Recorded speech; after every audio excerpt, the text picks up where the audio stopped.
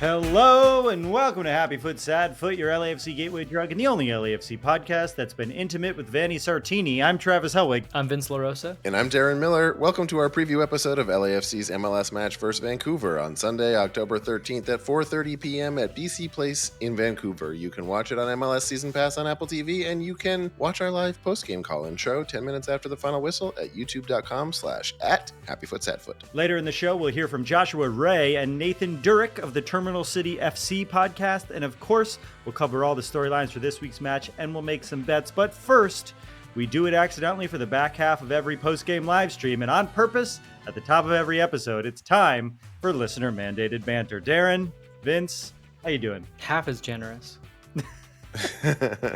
At this point, the people know what they're getting, and it's not soccer. That's true. Our soccer podcast is not that. It's always a bit disheartening when the chat goes into like, hey, what about this walkable city? We're still talking about the soccer. Yeah, they're like, we're ready for you guys to stop pretending like you know what you're talking about. Travis, Darren and I were very upset. Not that you weren't there last episode because we're used to it, but we wanted to hear about Saturday Night Live, and you didn't get to share some you basically, we lived through you having wanted to be there as people that watch Saturday Night Live our entire lives, and you got to be like very, very close to the action. So yeah, you kind of went out for cigarettes, and it looked like maybe you weren't coming back for a bit. Yeah, I mean, you were joining the cast. I did have an offer. I turned it down. I said my Patreon just means too much to me. Makes sense. But I did spend the whole night doing cocaine with Dana Carvey and Maya Rudolph and Lorne Michaels. That's what I wanted to hear. That's pretty epic. Yeah, I mean, Lorne Michaels did not survive. I can't believe it hasn't made the press yet. But yeah, genuinely, it was very fun. I had never been with a host before, and that was cool. Something that I don't think the public knows is that Jean was like very sick. So she got basically did the whole thing with a single rehearsal because she had a mask and couldn't do it. So she did incredible with the single rehearsal. The coolest part is that my friend used to work there, and I would go, but I would sit in his office to watch. This is only the second time I've gone where I got to sit in the audience, and I was they put us front row center, which was so fucking cool. So not on the floor, but up in the balcony. So when the host comes out to do the monologue, it literally is 10 feet from me, and I'm watching almost from the television view. It was that was the coolest part by far. And going to the show is just very fun. It's a cool experience. And it was the first episode of the season. So we got to they revealed who is doing all of the presidents or whatever. And that was cool. And I got to see Bowen do Mudang. Which was fun. That was really funny. The sound effect that he made while the hose was on, it made the whole thing. It's the little things that just make the whole thing sometimes. I love Bowen. Bowen slept on me and Darren's floor once. Was that? Bowen slept on me and Darren's floor once. That's true. I love that he's become the online member of the cast. Yes. It was the three things that were the most talked about, and it's just because he knows what is on Twitter, right? I do love Mudang, though. And the rap party? Rap party was fun. It was, it's different when you're a guest of your wife's show. It wasn't me as the guest at the rap party. It was fun. It was a lot of fun, but... we went home. I fell asleep at 4 instead of 7, which the rap party starts at there's the party and then there's the after party and then the after, and we didn't go to the after. But the show ends at 1 a.m. You don't get to the party until 1:45, 2. And then you're at the party. If you stay at the party for a while, it's literally 3:30 when you're do I go to the next party or do I go home? And I chose to be 37 years old. I was about to say, you're making me tired just talking about it, to be honest. As much as I'm excited, I'm I would have done it all. I would have been nah, be asleep. No way. I did stand inches from Post Malone at one point. That was cool. Inches from Post Malone has to be the title of something. That's really funny. Strong. It's a bad memoir. Yeah, memoir. That's what I was looking for. Inches from Post Malone, my Hollywood story. Yeah, as you claim to have been his ghostwriter of everything. How to be a trophy husband in modern Los Angeles. Great subtitle. Great subhead. It was very fun. Thank you for asking. And fuck you for saying I'm always gone. I didn't want to be gone last week. I thought we were... No? Oh, yeah, you were puking. I was puking. Yeah, well, gone. Maybe I'm just a little upset that you were gone, and then we post, this video of you in your bed, and everyone's like, wow, Travis is so funny. I'm like, we made him do that. You didn't make me do that, Vince. Don't lie to the people. I did that. I wanted to do that. We sent many terse text messages with lots of capital letters being like, if you don't do this, it's over. It's done. And as you said, the Patreon is our one source of validation. That's everything. Even though I now have a job, it clearly is my main source of income. That 180 you get a month, crisp. I stretch that. Really stretch it. The reason I realized this week, and we don't have to talk too long because the banter's already going on, my dog stays very, he's just kind of still as I'm talking during it. And I thought that was really interesting. And I think my dog's deaf. I learned this week I thought that about my dog. It was a slow burn, but this week I'm like, oh, he can't hear me. And then I tested it a few times. I was like, oh, he's old. He's 11. He can't hear me. I don't know when it started, but he's deaf now. I just thought he was a fan of the show. Yeah, he was listening. Yeah. Literally yapped his ears off. He could hear before I did the videos. Oh, no. But thank you all for all the compliments for Tyson. He's very sweet. Shall we start the show? Let's start the show. I feel like I only talked. You guys tell me something. I was gone on the last post game. Yeah, we missed you, Darren, too. That's why I brought it up. I wanted to hear that you missed me. I made someone say I love you at the end before I would end it. That's how desperate the post game was. You guys had a great show. I really enjoyed it. It was fun, but we were both like, yeah, for a 3-0 win, we were like, yeah. Yeah. Mm-hmm. Well, yeah, now that they're winning again, now we got to raise the expectations. Now it's like, okay, yeah, what do you got for me now? Yeah, it's like 3 points. There was no trophy with it this time. Like, what's up with that? Exactly. It wasn't the last time they beat KC. Yeah. All right, let's do it. We've each spoken a little bit more. Okay, well, when we started this podcast some 30 years ago, Travis proclaimed me king of the casuals, a label I immediately overthought and decided is too high an honor, too backhanded a compliment, and a straight-up insult all at once. But I think I'm one of many we may call casual royalty around here, and that many of us get the game, love the team, and don't miss a match, but that doesn't mean we're following every move of every team in every league all over the world like some seem to, let alone all the off-the-pitch drama, roster moves, league rules, and tactics that affect LAFC. Just because we love the team and love soccer doesn't mean we want to die from a terminal case of it. And yet, there's so much we're missing. Those one score in 10 years ago, I proclaimed Travis the human LAFC crazy wall, a label that may sound like just a straight-up insult, but in the ADHD community, it's actually the highest honor you can bestow. Soon, we welcomed Vince onto the show, our firstborn son and also our dad, and the original soccer head with a brain hardwired for the sport and club. And now, as we near the end of our 63rd regular season with the club, we make sure that each week I'll waste your fucking time with this self-indulgent intro, and Travis and Vince will give you all the actually useful storylines and analysis that live beneath the surface of every match so we can all enjoy them so much more in a segment we call Storylines.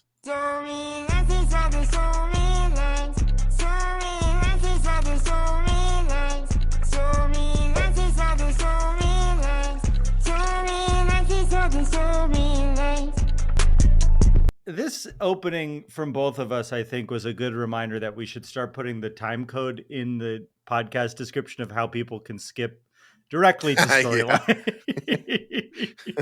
Never. Honestly, I think it would be a fun bit to just give the time code of only my intro. So just call it skip the intro.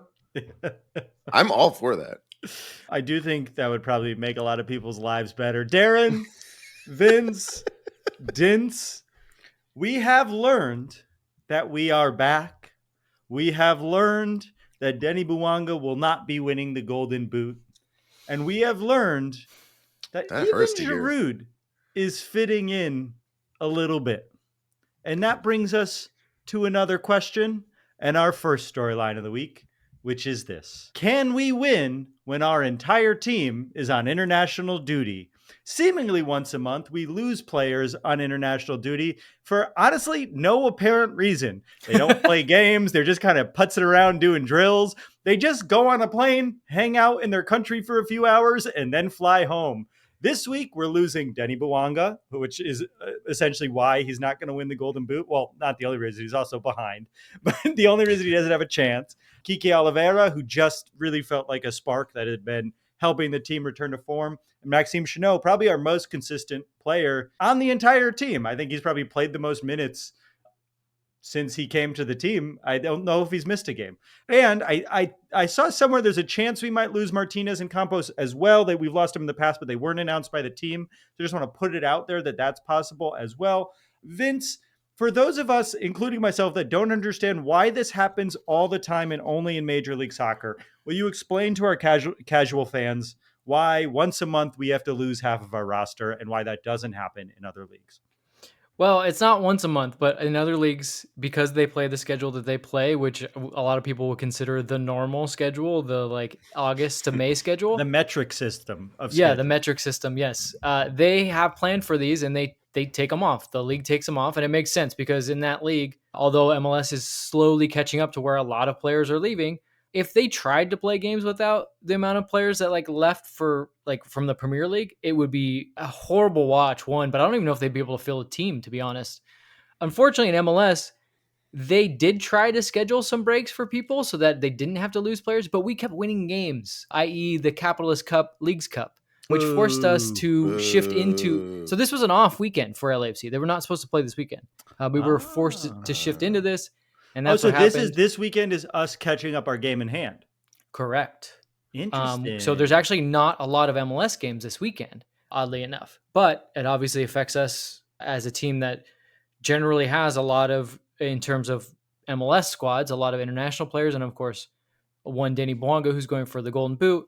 As you said, David Martinez, I believe he was included on the initial 40-man roster that Venezuela put out, but they obviously don't need that many players. So maybe he is not being called.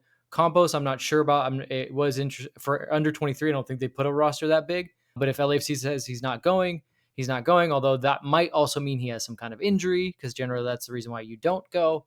But yeah, it's tough. I think, like I said, a lot of other leagues can't do this. But as MLS continues to grow in stature and their players continue to be internationals for their national teams, this is a tired thing, but like they're going to have to take even a harder look at this because they really can't play through this. And honestly, there's also an international break that goes on in the playoffs, and MLS actually does schedule for that, but it disrupts the rhythm of the playoffs as a result. So it's going to be another thing that they're going to have to take a look at. FIFA's not going to change. These windows are pretty much around the same time every year, and the rest of the leagues are very much aware of that. FIFA is definitely not going to change. So it's going to have to be MLS that's going to have to figure out a way around these. I know it's anti-capitalist for me to say this, but as we know, we support the U.S. Open Cup and not the Leagues Cup. It just feels like we should play fewer games, right? And then it solves the problem. We shouldn't be playing as many games as we're playing and as many tournaments. And this wouldn't be... also, we could move to a more traditional schedule, but then, we have to play against football all the time as well. I guess we have to play... No, in the summer, we're pretty free, right? We're only playing against baseball. The Dodgers winning, they were down last time I checked. Let me look. I'll decide if I like baseball in a second. We're down by 1.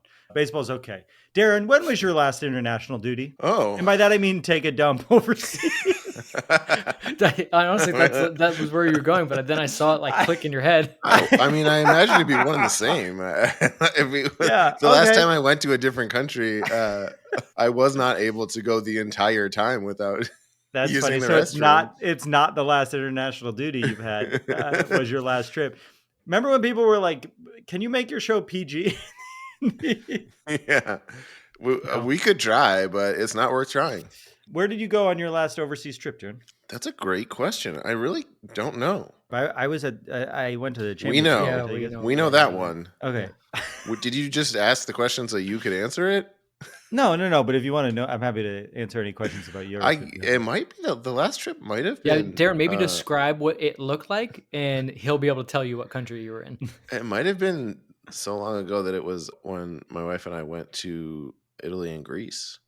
Oh, for your honeymoon, right? No, it was a few years later. That was the honeymoon we wanted to go on, and we couldn't afford it, so we went on a cheaper honeymoon, and then we did that when we could years later. Italy and Greece is a great food trip. It was the best. Some of the best times I've ever had.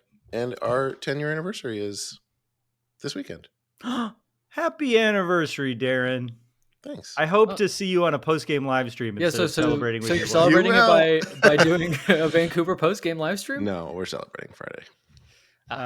Greece secretly has some of the best food in the world. I love secretly. Greece. Is it a secret? I feel like people don't talk about Greece. I mean, Italy, everyone would be like, "Oh, you got to go to Italy." But Greece, I fucking loved everything I ate. I remember in Greece, I can still remember a photo I took of a bowl of olives that were like life changing. They were so good. I was like, "Oh my god."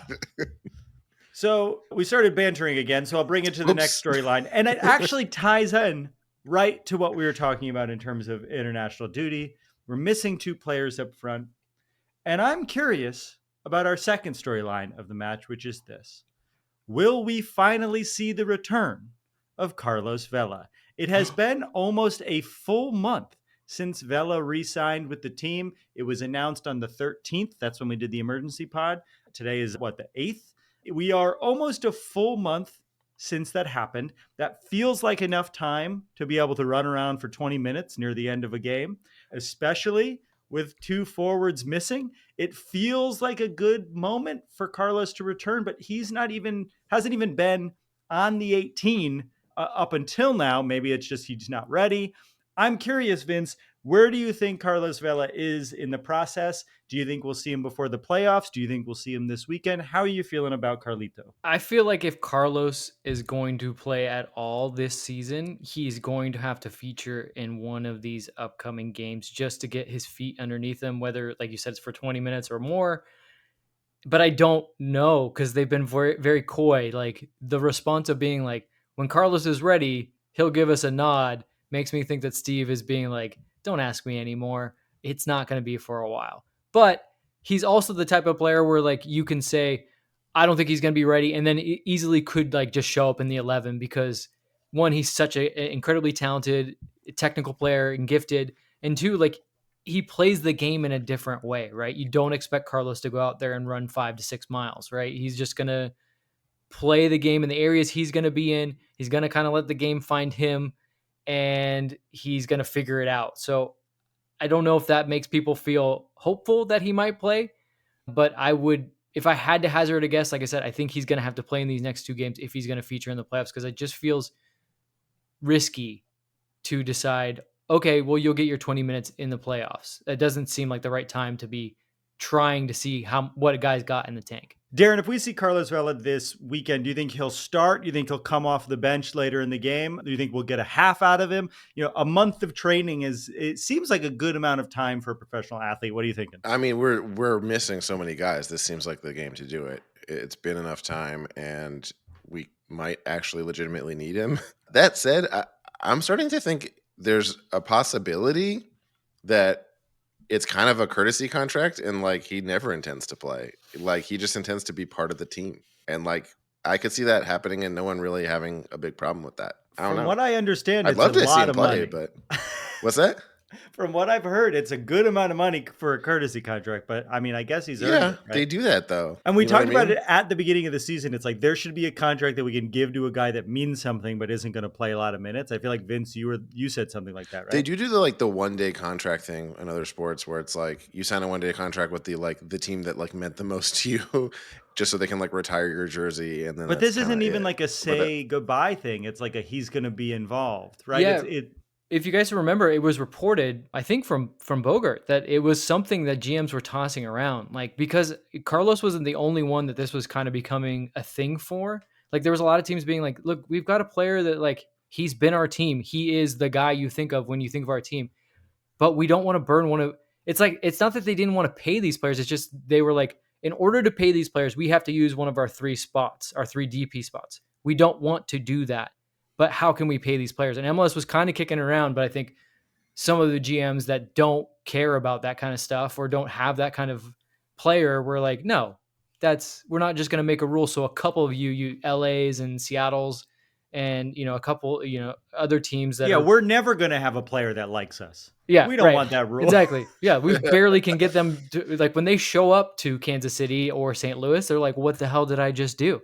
So who had there was a player this year that just didn't return from another country, right? What was that? Minnesota. He kept doing that. This is like a multiple year thing. Yeah, Reynoso. And then eventually he got shipped to Tijuana and then has barely played for them as well. Cool. Yeah. That's so fun. Like, what a dream. Would love, like, no part of me thinks that that's bad. If you hate your job, just stop going and see what happens. He quiet quit. Yeah. He did the thing. It's a pretty loud that's in the New York quit. Times saying this is what the kids are doing.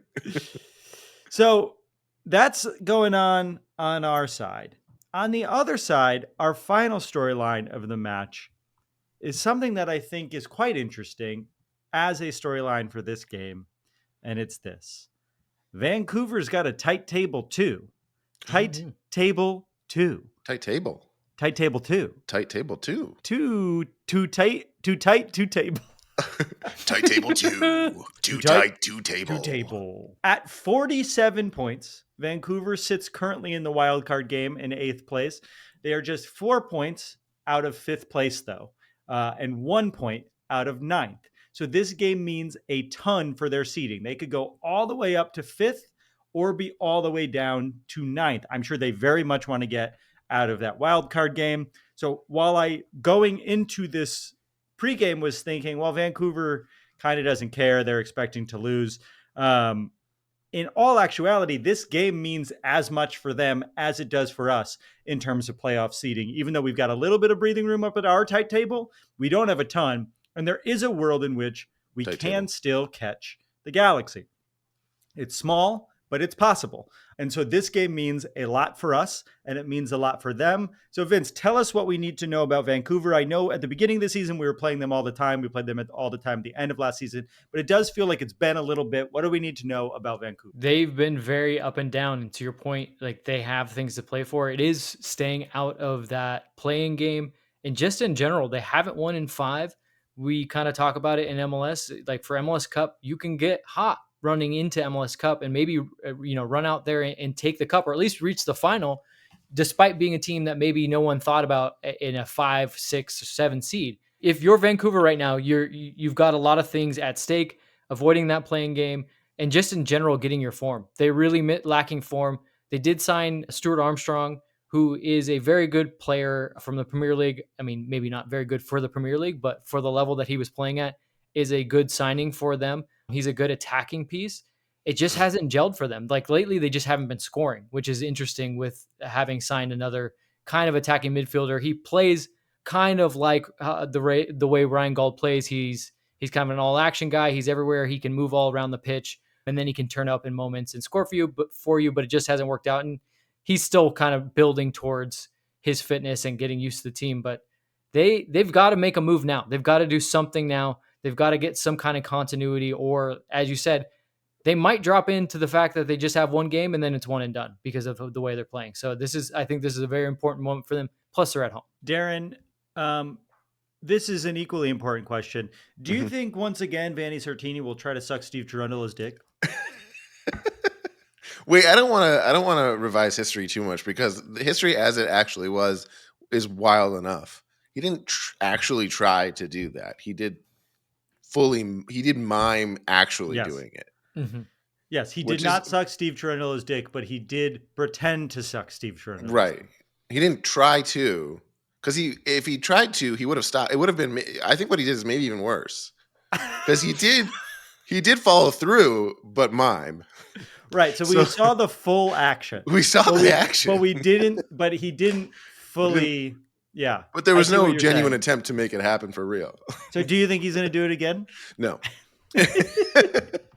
I think there's something very creepy about, like, there's something very eerie about how little we heard about that when it happened. We have talked about this all the time. The league is trying to be taken seriously, but the key is to not be taken seriously. It is really weird. Absolutely. It is. The key is promote the weird shit that happens, promote whatever happened with Bruce Arena, which I still fucking want to know about. How dare I not know about this yet? Promote that guy. It's been a whole year. Abandoned his family. It has been a whole year.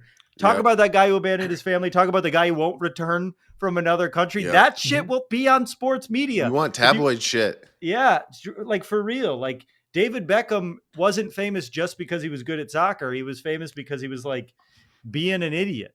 And I don't think he did any of those affairs. Well, good. Yeah, good call there for this podcast's sake. Travis said David Beckham's bad at soccer and didn't ever cheat on his wife. Extremely litigious man. Is he? Sorry, David.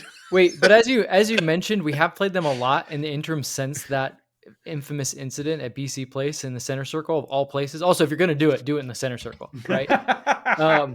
Do you think it's still weird? Like, do you think Steve is a little on edge every time? Like they have to be like, is it weird between them? Yeah, like maybe if Steve's they're just on the such good friends sidelines, that like that's a normal thing for them to do. They like fuck around on the weekends, and then they didn't realize like, oh, there's people around. I guess if he's on the sidelines and Vanny like walks up and like just pinches him on the neck and he doesn't know he's there, does he like jump? Yeah, for sure.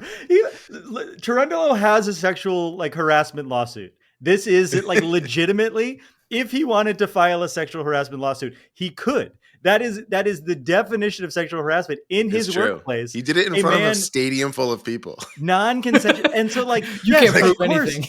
Of course he's probably fucking like, of course if he grabbed your neck after that, yes, you would be scared. That's the definition of being harassed. All right, now I'm off the train. Vanny Sartini needs to be fine. Last time we played, I won my bet though, because it was Vanny Sartini will make news. But by the way, Travis, also that's true. We haven't told the whole story because after doing that, he then threatened to kill the referee. Yes, that's right. Yes. So he was just like spectrum. On drugs for sure that night. He went for everything. It really did. I think that I might have actually said this before, but my theory on that is that he was trying to cover up what was like that was more egregious, threatening to kill a ref, but less embarrassing. And I think he was trying to cover up the more embarrassing thing that he You think that he threatened to kill the ref so people wouldn't talk about him sucking Steve Cherundolo's dick? Yeah. I mean, that's galaxy brain of you, my man. Skeptical, but I mean, it's LAFC brain. It's pretty much the only thing you could do to maybe cover that up. Right. Yeah, I guess so. Oh, all right. All right, I'm on board. Well, those are the storylines for this week's match up in Vancouver, our penultimate game for this season. When we come back, we're going to talk to a Vancouver podcast more about Vancouver, and I promise you, I will ask about Vanny Sartini and Steve Cherundolo. And so now you're going to hear ads of things we don't control, but they give us a little bit of money. So here's the sound of a little guitar.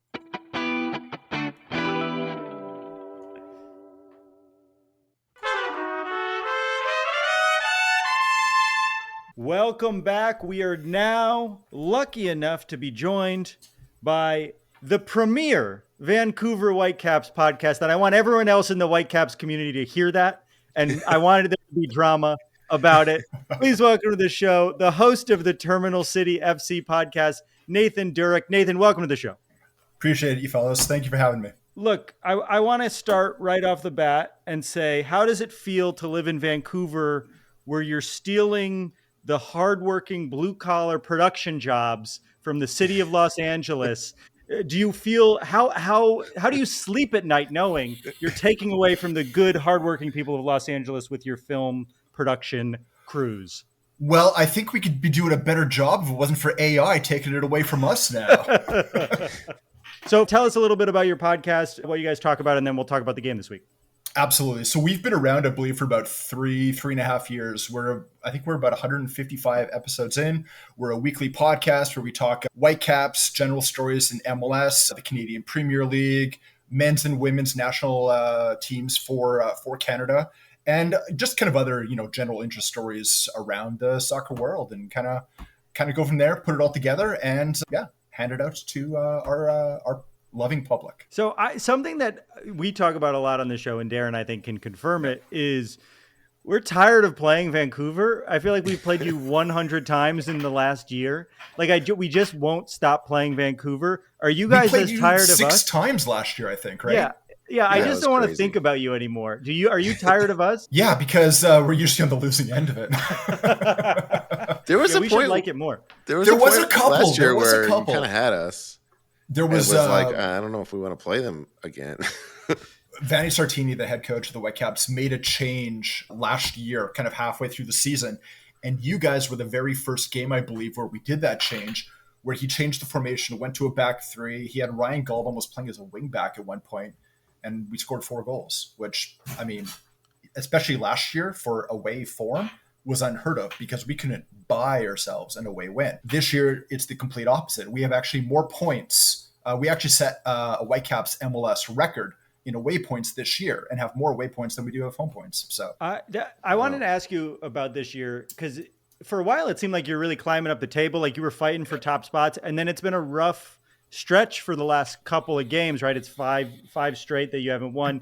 What happened? What changed? Is it explain to us how the fans are feeling about where the team's at right now. Well, I think fans are rightfully frustrated. They're rightfully frustrated because going into Leagues Cup, Whitecaps were doing great. We lost our very last game heading into Leagues Cup. I believe it was like a 4-3 ping pong show against the Dynamo, but it was still a good game. Heading into Leagues Cup, and then you have like this, because we were eliminated in the round of 32, you have this weird 2.5 week period of just nothing. You kind of have to get into that again, and it's almost like you have to rebuild your preseason after 3/4 of the season is already done. So there's been a very lackluster, very disjointed feeling to this season. Throw into that the way they structured the Canadian Championship this year, our version of your US Cup. Normally that tournament is finished in May, June. This year they've really, really spread it out. So with Vancouver making it to the finals, that game was actually a part of this last little run of games right now, which, it's 3 months after the fact of when we would normally have it. Unfortunately, that's made it that we were playing every 3 days for the past 4 weeks, ever since League Cups ended. We're familiar with it. The schedule just caught up to them. The schedule just caught up to them. Little niggling injuries, international call-ups, coming up this weekend. So, we're going to be missing a bunch of guys. And they just weren't able to play to the form that they were doing heading into Leagues Cup. It just wasn't there. Quickly before we move on from that, who are we missing? Who are you guys going to miss from international duty? Because I don't think we talked about that earlier in the show. Yeah, I believe Ryan Gauld's been called up again with the Scottish national team. Sam Adekugbe, Ali Ahmed, they'll be with Canada. Fafa Pico will be back with Haiti. Pedro Vite with Ecuador, and Andres Cubas with Paraguay. So a lot. Yeah, 6 guys, 6 starters. So it's tough. Brutal. Wow. Yeah, we've got a lot of. We are very familiar with these ups and downs with the roster. And it's funny, when it's happening, you're like, it must be happening to us and like 2 other teams. But then anyone else you talk to, it's like, well, here's this other tournament you haven't heard of that we're also a part of. And we also are losing guys. MLS is a grind, right? Yeah. It's really an absolute grind. You have, 30 odd whatever teams in this league, which is unheard of in the world of soccer, globally. And we have all these other competitions, which we haven't really figured out the best way to fit them within everything else that we do. Yeah. Hopefully it'll get there. It just hasn't happened yet. Yeah. So as a result, you guys have had your share of ups and downs, as have we throughout the season. It's sometimes hard to know whether you're on some kind of hot or cold streak or this is just what the season is. To that point, Vanni Sartini is, for us, a fun character, but how is he viewed by fans in Vancouver? Are people calling for his head, or is it just like, in Vanni we trust? What's the situation? It's a little bit of both right now. There, you have the side that has been following the club for a number of years, where they take a look and they realize, on a whole, on paper, this is probably the best squad that they've had in the MLS era, in terms of depth at all positions, in terms of not having just 1 or 2 great players and a bunch of guys that fill up the rest, but actually having a squad that you can interchange into the lineup and starting, 11 and whoever's on the bench as you go. There is a desire that they would have done better than they have, but Whitecaps are kind of a weird beast. Earlier, if you would have asked me 5 games ago, they were still on pace to have their best MLS season ever in terms of points. 5 games later, they're not. And they're fighting for, to try and sneak into that top 7 in the West so we don't have to do the play-in. Earlier in the season, there was this belief that this could be a possible top 4 team. That belief, again, up until five days ago. But the problem is they're hot and cold, and when they're cold, it's very, very noticeable, and it feels like there's no plan B. And that's where a lot of frustration comes with Fanny, is that when things aren't working, there's either frustration of what to do in order to adapt, or there's a rigidity in the coaching system of stick to your principles, it'll get there, even maybe when it's not.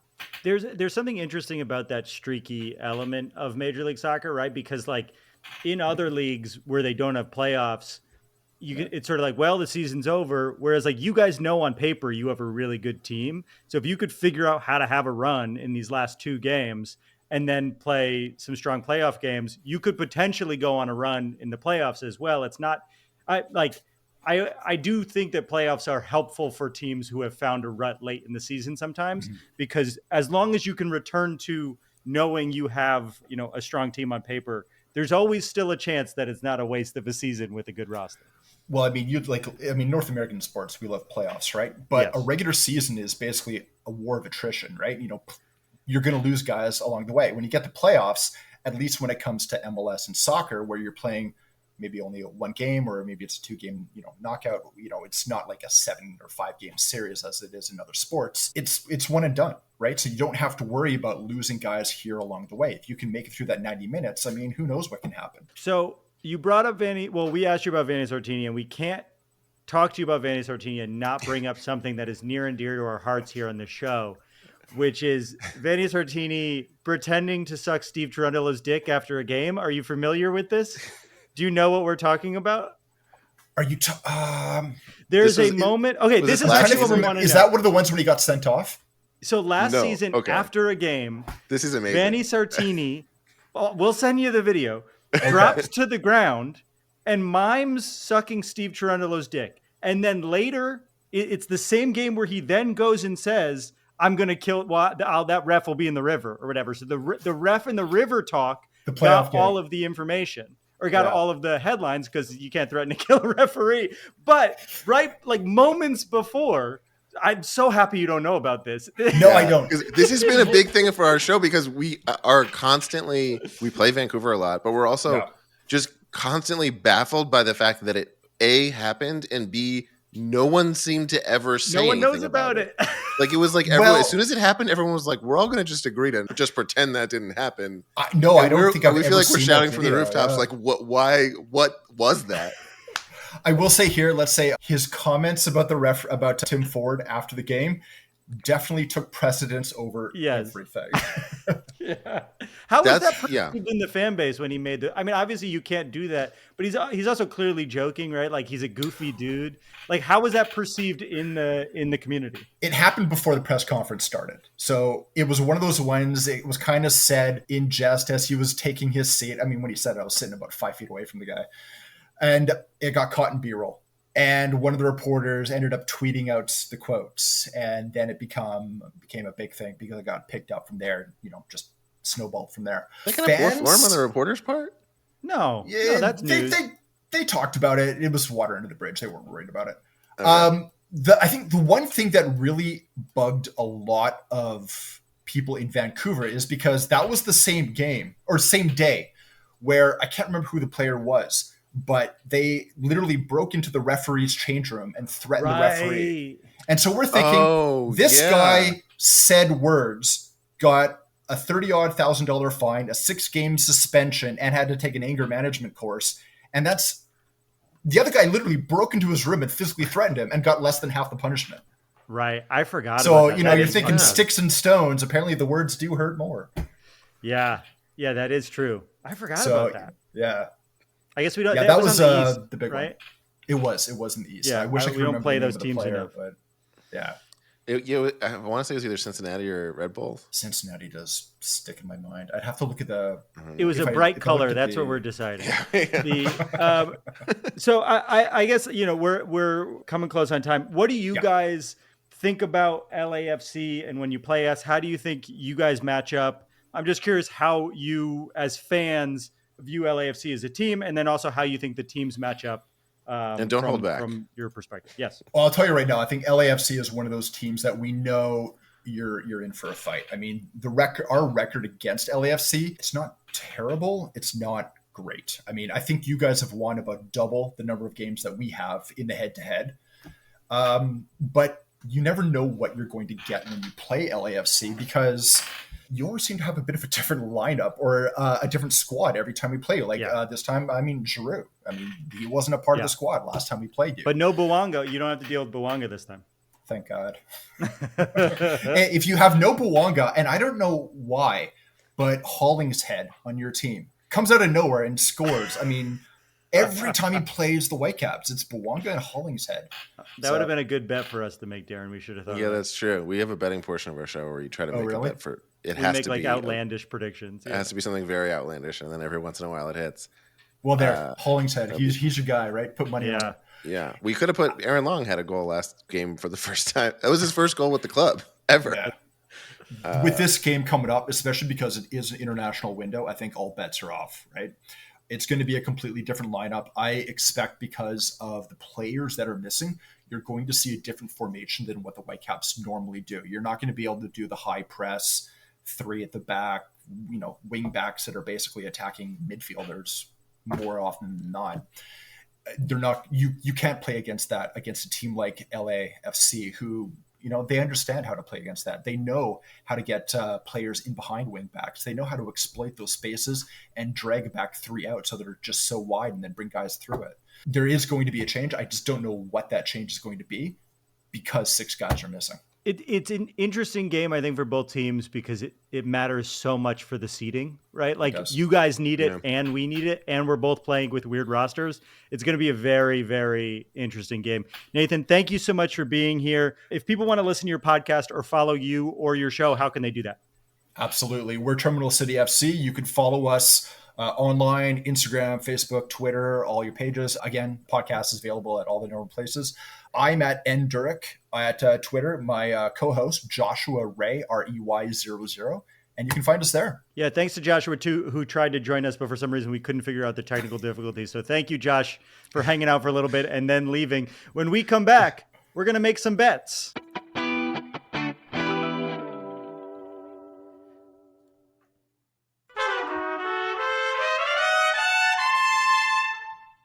And we're back.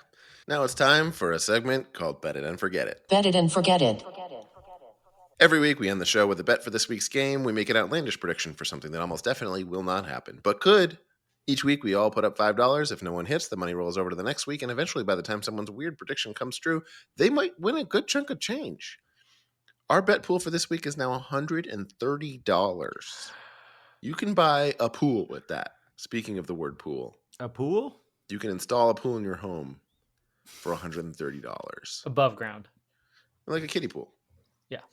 My bet for last week was that my classic Lloris assist or goal, which did not happen, but I would say is consistently always close to have happened. Close. I feel like he didn't actually send that many, but it's always close. You never know when it's going to happen. Yeah, you know never when he's going to strike. Like in a moment where he's holding the ball, I'm close to hitting on my bet. That's fair. And he does hold the ball quite often. Yeah. My bet was that Bouanga would take the lead in the Golden Boot race, and instead, Denny Bouanga missed his first penalty kick of the year. Mm-hmm. Yeah, that's rough. And I had Kike Oliveira scoring a header, which he scored, not a header, but there was a chance that where a ball was whipped in, and he definitely had a moment, and I was there for yeah. But it was an outlandish pick in the first place, so I knew I knew what I was getting into when I picked it. I don't have a bet yet. Someone else go first. Oh, Travis is not confident. No, I'm very confident, and I'll say a bet right now. I'm very confident in this bet. And my bet I've been thinking about for a long time, and it's this. Kai Kamara, goal of the week. Ooh. Kai Kamara wins goal of the week on MLS. Wow. Then we won't know until days later. Wow. Okay. I like that. So it not only supposes that it's a goal, it's a really good goal, and it's a good, and it's more possible. It's less outlandish than normal because there's much fewer games this week, but it's still a pretty big parlay to bet on. I'm very confident about it. Right. It is against a team that he used to play for, which is not saying much because he's played for almost every single one. But he could, have a little bit extra incentive to go out there and, wow the people at BC Place. I can't believe how much I love Kai Kamara. It is he's the best. Some players just weave into your heart, and he's that guy this season. There's those classic players in every sport. I feel like there's these players that are like, they've been around forever, and it's because like he's like the Jerry Rice of MLS. You know what I mean? Mm-hmm. And like Ray Allen, like he's like known for like amazing fitness regimens, and like he like is the most responsible guy in the locker room, like that guy. Yeah, well, LAFC's no stranger to getting a guy on the roster where you're like, look, this guy's here just as like to fill in some spots until another guy shows up. Like this has happened multiple times, but Kai is charismatic and then also has like done the business. Like he's gone out there and done much more than I think any of us expected. So yeah. I was expecting something closer to like Bradley Wright Phillips, where it's like they're sort of doing the job, but you don't have like an affinity for them in the way that you do Kai Kamara. Okay, I will go a little bit of a Travis route. I thought this is where you might go, Travis. I'm just gonna go Giroud hat trick.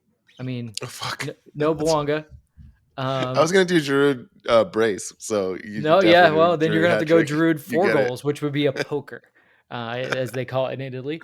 Yeah, hat trick. Why not? He's been snake bitten. It's just gonna. I do think it'll be a breakout game.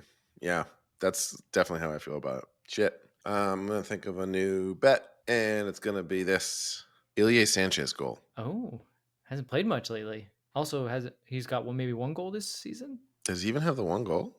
He might not have any goals. I don't know, Travis. He's probably on your fantasy team. He's just like a ninja. Like he's just you don't see him. He hasn't been on the roster for a couple games too. I think they're giving him some rest or something. He's not on the injury report. All I'm hearing is sufficiently outlandish. Yes. I guess it's gonna happen. My goal has to be really amazing. He can't even just be nominated for goal of the week. He has to win. Yours is just guy gets a goal. There was a couple games there though where Kai Kamara like tried bicycle kicks in every game. I almost did bicycle kick goal, but then I was like, this spreads it out a little bit more. Yeah.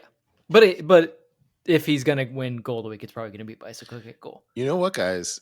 With Bouanga gone, they're gonna need someone. If there's a ball at the spot, they're gonna need someone to make a smart choice. Carlos Vela. No, Olivier Giroud. Shit. Yeah. Okay. Well, but maybe those guys aren't on the field. Maybe they need to shoot another commercial, so they need him to do it. And then what's our starting 3, right? With Oliveira and it's what Giroud, Martinez, and Bogusz up front. Probably. Cool. I'm on board with that. That'll be fun. It's fun. Yeah. We should acknowledge they have, I think, more depth than last year. Like when we have guys healthy, Kamara's not starting in that scenario. Like, we have backups. Yeah. That I'm comfortable with. Like this, like the B team lineups that they've fielded, I've been like, this is fine. And Nathan Ordaz is only coming into the game in games like this where those guys are away, right? Like it's not, we're not relying on Nathan Ordaz, whereas we did earlier in the season too. Yeah, it doesn't count as relying on him if you're relying on him for a game. Yeah, his substitutions lately have been like, we need to kill a minute, slowly get your stuff on, and walk to the center line. Well, we talked about soccer a little bit more this show. Feeling good about us. Well, we shall see. Our theme music is done by the insane team of James Valentine, Nate Walcott, and Louis Palmer. You can subscribe to our YouTube channel at youtube.com/@HappyFootSadva. Darren said we're close to 1,000, and we're not even close. You can review us at Apple Podcasts and Spotify. So close. We're close to 815. You can review us at Apple Podcasts and Spotify. You can follow us wherever you follow us. And if you made it this far and you want to join the Patreon, head over to patreon.com/HappyFootSadfoot. If you want to get a limited edition scarf, they go away at the end of this season. We only have a couple of them left. Patreon subscribers, we still have a few left if you want them. Over at happyfootsadfootpod.com. If you need the link, it's in the Patreon. Also, the Patreon gives you access to a Discord that is very active throughout the week as well, which we've been using on top of the Patreon. It's been very fun. Any support really goes a long way to keeping the show going and the community growing. And also thanks to the wonderful people from Terminal City FC. Good luck, but not too much luck this weekend. I love you. Bye. I love you. Bye. Stop stealing our jobs, Canada.